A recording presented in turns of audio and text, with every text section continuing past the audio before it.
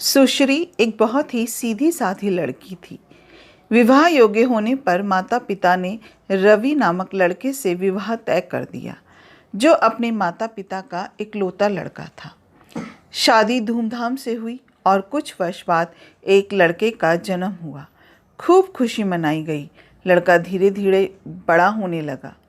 इधर समय के साथ रवि और सुश्री के माता पिता भी दुनिया में नहीं रहे।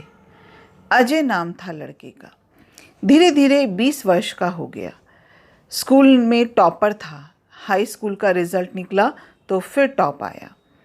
दोस्तों ने पार्टी रखी। पार्टी शहर से दूर एक जंगली एरिया में थी। एक आलीशान कोठी थी जंगल में। माता पिता को घर में प्रणाम करने के बाद शाम को सभी के साथ पार्टी की, फिर यह बताकर कि राजू ने पार्टी दी है तो हम एंजॉय करेंगे।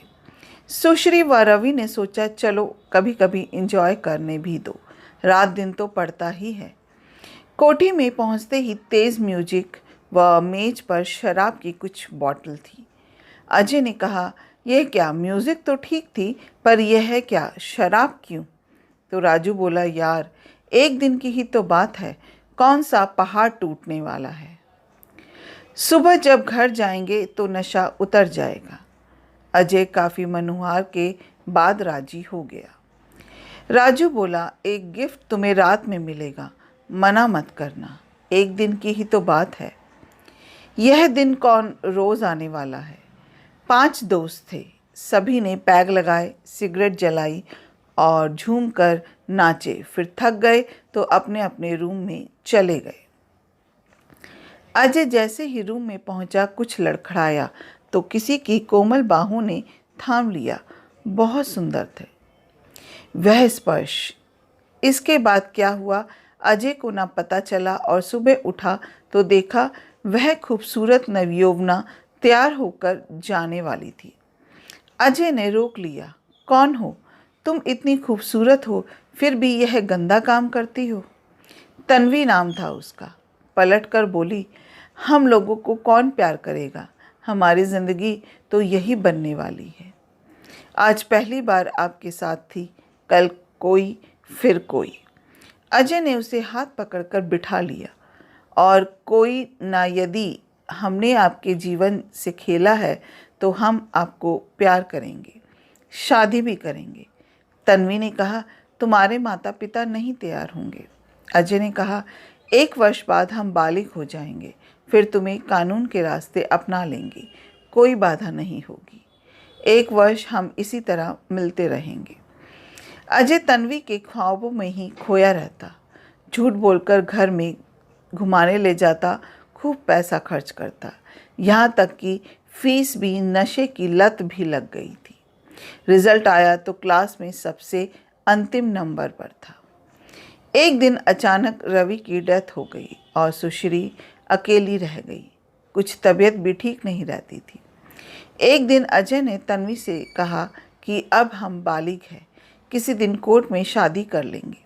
तन्वी कहने लगी, अजय तुम हमें ज़्यादा प्यार करते हो या माँ को?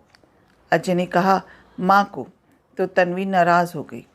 अजय मुस्कुराने लगा, कहा, अरे झूठ बोल रहा था, तुम्हें बहुत चाहता हूँ, तुम्हारे लिए खुद की जान ले सकता हूँ और किसी की ले भी सकता हूँ। तन्वी बोल उठी, तो सबसे पहले अपनी माँ की जान लेनी होगी, क्योंकि मैं अकेले ही रहना चाहती हूँ, सिर्फ हम और तुम। अजय का सर चकरा गया और कहा, हम यह नहीं कर सकते, हम माँ को बहुत प्यार करते हैं। तन्वी ने कहा, शादी तभी होगी जब आप यह काम करोगे।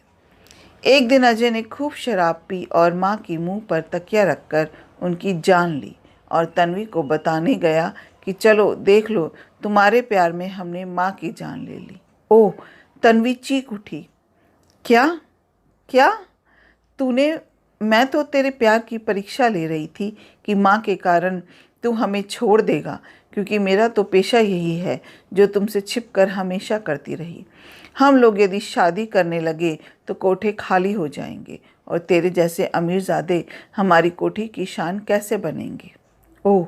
इतना बड़ा धोखा मेरे साथ न पड़ सका, न माँ का हुआ, न प्यार मिला, इस दुनिया में मेरा कौन है।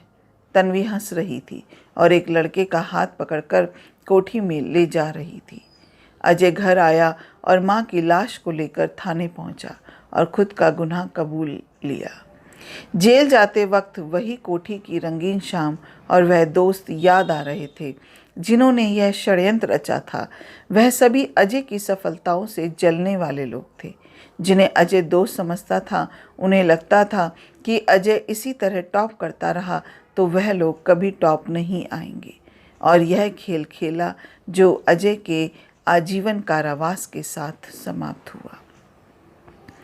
गरम तवे पर पड़ती है तो मिट जाती है पानी की एक बूंद, कमल के पत्ते पर गिरती है तो मोती की तरह चमकने लगती है, सीप में आती है तो खुद मोती बन जाती है। पानी की बूंद तो वही है, फ़र्क तो बस संगत का है। अपना कीमती समय देने के लिए दिल से शुक्रिया। अगर आपको ये कहानी अच्छी लगी हो तो एक लाइक कीजिएगा, शेयर कीजिएगा और मेरे चैनल को सब्सक्राइब करना मत भूलिएगा। फिर मिलते हैं एक नई कहानी के साथ। जय हिंद।